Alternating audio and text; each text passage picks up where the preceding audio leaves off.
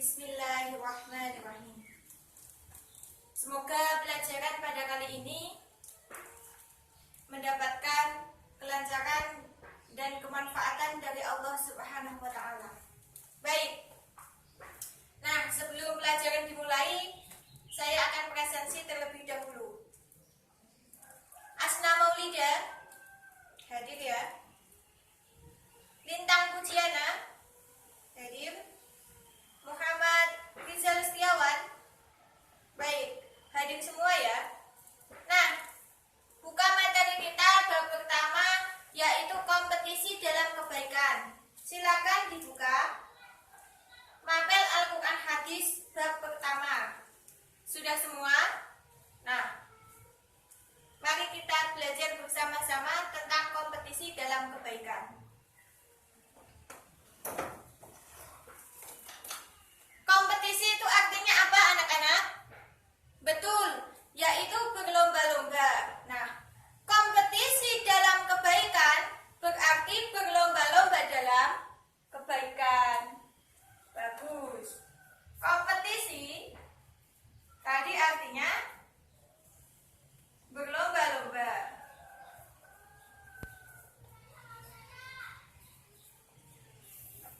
Nah, setelah kita tahu dari definisi kompetisi, saya akan melanjutkan tentang dalil kompetisi dalam kebaikan, yaitu pada Quran surah berapa, ayat berapa, anak-anak?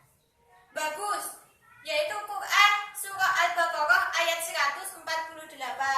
Saya bacakan ayatnya ya. A'udzubillahi minasyaitonirrajim. Bismillahirrahmanirrahim. Walikulli wajhatun huwa muwalliha fastabiqul khairat. Aynama takunu ya'ti bikumullahu jami'a. Innallaha 'ala kulli syai'in qadir. Nah, seperti itu. Lalu artinya, dan setiap umat mempunyai kiblat apabila dia menghadap kepadanya. Maka berlomba-lombalah kamu dalam kebaikan. Di mana saja kamu berada, pasti Allah akan mengumpulkan kamu semuanya. Innallaha 'ala kulli syai'in qadir. Sesungguhnya Allah itu Maha Kuasa atas segala sesuatu. Nah, intisari dari kompetisi dalam kebaikan tadi terdapat dalam Quran surah Al-Baqarah ayat 148, yaitu pada kata fastabiqul khairat. Nah, berlomba-lomba dalam kebaikan itu tidak hanya pada materi saja, anak-anak. Nah, selama ini kan kita hanya mengetahui bahwa berlomba-lomba dalam kebaikan itu kan dengan materi, misalkan zakat, infak, sedekah dan lain sebagainya. Padahal ada juga berlomba-lomba dalam kebaikan itu tidak hanya dengan materi. Nah, lalu dengan apa? Dengan non-materi. Seperti apa? Yaitu zikir, membaca Al-Quran, sholat fardu, sholat sunnah dan lain sebagainya. Itu masuk pada kategori berlomba-lomba dalam kebaikan. Nah, pinter. Jadi inti pesan utama dari Quran surah Al-Baqarah ayat 148 itu berlomba-lomba dalam kebaikan. Nah, seperti itu. Lalu walikulli wijhatun, setiap umat mempunyai kiblat. Nah, di dalam ayat ini Allah menjelaskan bahwa setiap umat itu mempunyai kiblat. Nah, dulu kiblat umat Islam itu berada di, ada yang tahu? Baitul Maqdis, betul lah. Lalu, mengapa kiblat umat Islam kemudian berpindah ke Ka'bah? Karena pada zaman dahulu itu kaum Yahudi mengolok-olok. Dikira umat Islam itu meniru kiblatnya. Kemudian Allah memerintahkan Nabi Muhammad dan seluruh umat Islam untuk sholat menghadap ke arah Ka'bah. Seperti itu. Ini pelajaran Al-Quran Hadis. Jadi selain menjelaskan tentang intisari, juga saya akan membahas tentang hukum tajwid dari Quran surah Al-Baqarah ayat 148. Nah, anak-anak semuanya sudah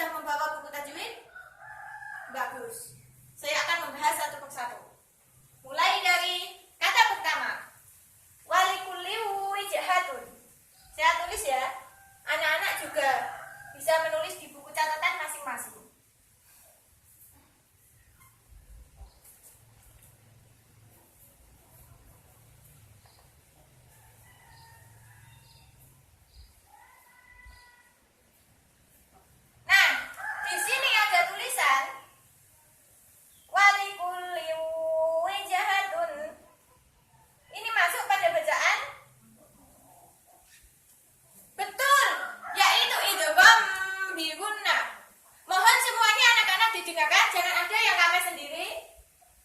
Halo, mohon didengarkan ya.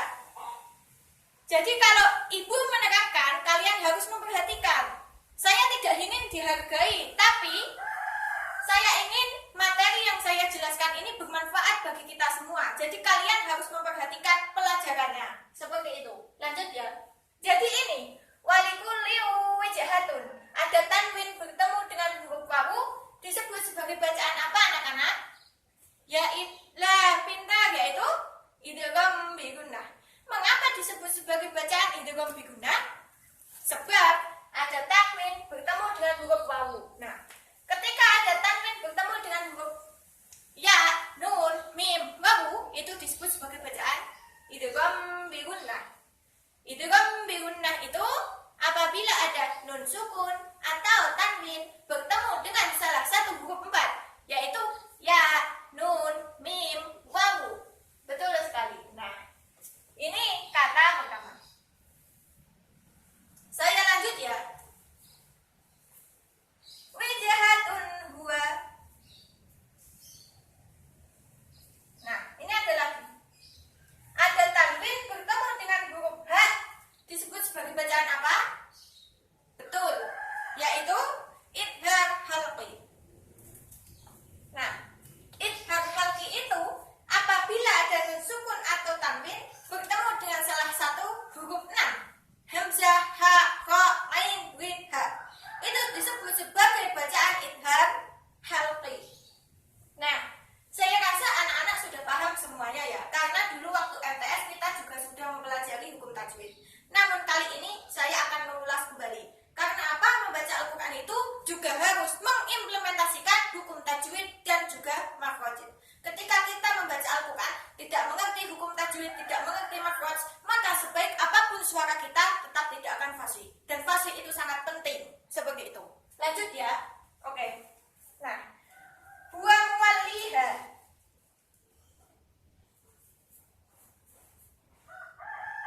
Muwalliha, ini ada huruf ya.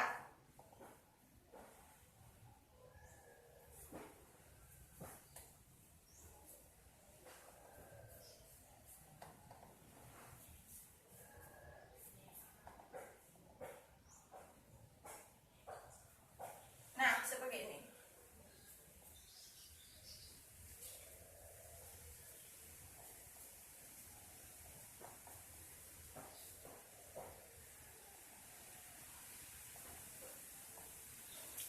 Wa muwalliha fastabiqul khairat.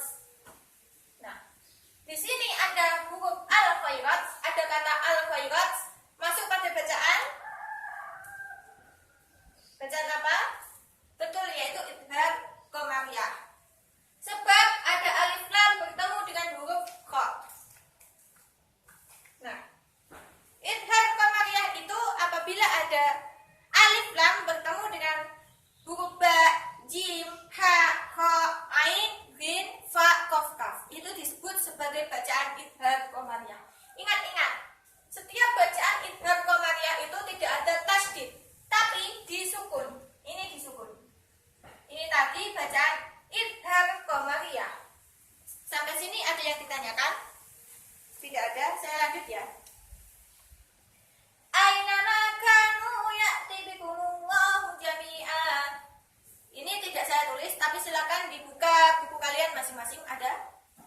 Jami'a itu disebut sebagai bacaan mad iwad. Mengapa disebut sebagai bacaan mad iwad? Sebab jami'an dibaca jami'a. Ada harokat fathah tanwin, harokat fathah tain dibaca waqaf selain tak marbutah. Diingat-ingat, mad iwad hanya berlaku fathah tain dibaca waqaf selain tak marbutah. Seperti itu. Panjangnya berapa, Bu? Panjangnya yaitu 1 alif atau 2 harokat. Saya lanjutkan. Innallaha, inna. Ada lafaz inna masuk pada bacaan gunnah musyaddadah. Mengapa? Sebab ada nun di tasdid. Jadi bacanya seperti ini. Inna, tidak boleh ina. Karena apa?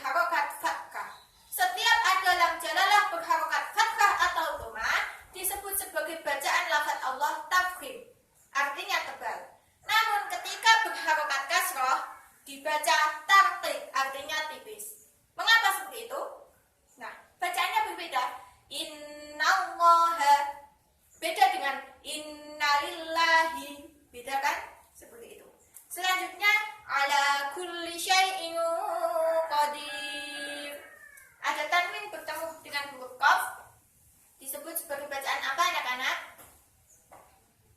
Betul, yaitu ikhfa hakiki. Dibaca samar. Innallaha ala kulli syai'in qadir. Bacaannya seperti itu. Saya kira sampai di sini ada yang perlu ditanyakan? Tidak ada? Berarti sudah paham semua ya?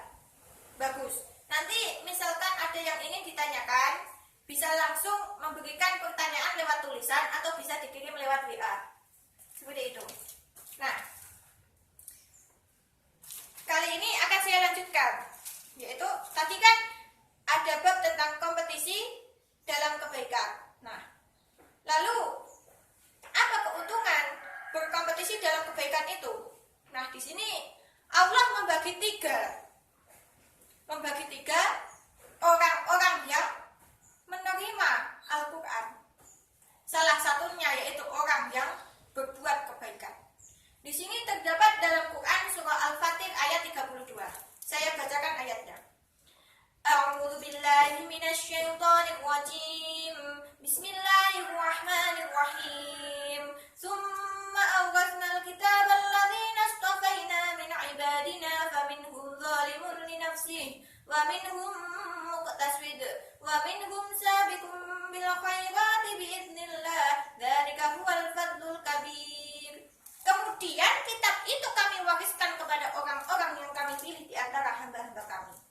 Lalu di antara mereka ada yang menzalimi diri sendiri, ada yang berkenaan, dan ada orang yang lebih dulu berbuat kebaikan dengan izin Allah. Yang demikian itu adalah karunia yang besar. Jadi ketika Allah menurunkan kitab kepada umat manusia itu ada tiga kategori, ada tiga golongan.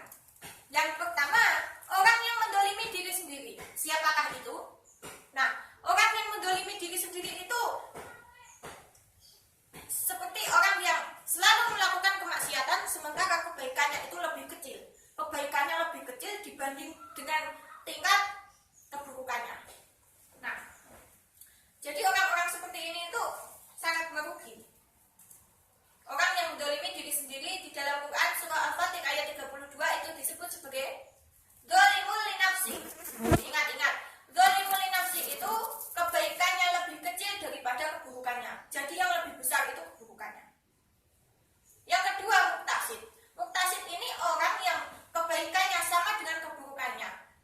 Jadi orang tersebut melakukan sholat tapi juga maksiat. Itu disebut sebagai orang yang pertengahan. Yang ketiga, sabiqum bil khairat, orang yang lebih dulu berbuat kebaikan. Nah, orang yang lebih dulu berbuat kebaikan itu kebaikannya sangat besar dibandingkan dengan keburukannya. Bahkan jarang sekali melakukan keburukan. Nah, keuntungan orang yang seperti ini di dalam Quran surah Al-Fatir Allah menyebutkan, maka orang tersebut diberikan oleh Allah karunia yang sangat besar. Nah, insya Allah orang yang seperti ini besoknya akan masuk ke dalam surga dengan karunia Allah.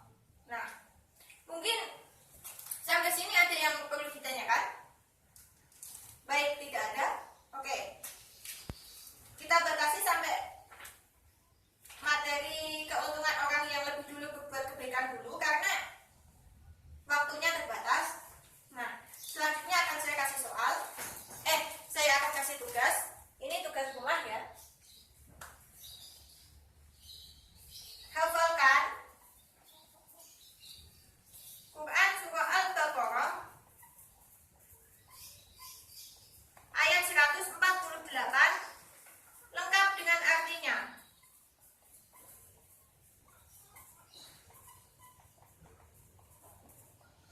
Minggu depan maju satu-satu urut buku daftar hadir seperti itu.